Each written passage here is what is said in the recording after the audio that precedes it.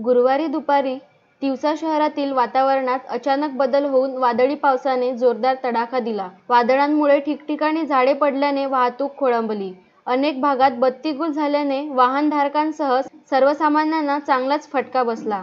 जागोजागी झाडे पडल्याने व विद्युत पुरवठा खंडित झाल्याने महावितरणसह विभागाचीही दमछाक झाली।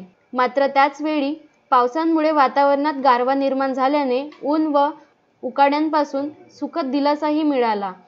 प्रादेशिक हवामान विभागाने विदर्भात 3-4 दिवस वादळी पावसाचा अंदाज वर्तविण्यात आला होता। गुरुवारी सकाळपासून ढगाळ वातावरण राहिल्यानंतर दुपारी 2 वाजताच्या सुमारास अचानक आभाळ भरून आले। पाहता पाहता सर्वत्र जोराचा वादळी पाऊस सुरू झाला। सगळीकडे कुठे जोरदार तर कुठे मध्यम स्वरूपाचा पाऊस बरसला।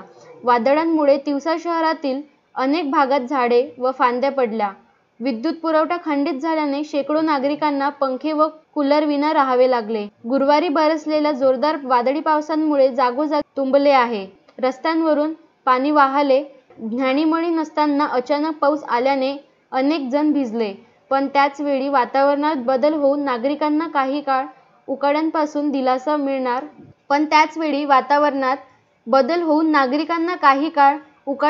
दिलासा मिळाला तर राष्ट्रीय महामार्गावरील पंचवटी चौकात वृक्ष कोसळल्याने वाहतूक विस्कळीत झाली असता तिवसा पोलीस कर्मचाऱ्यांनी महामार्गावरील पडलेले झाडे हटविले।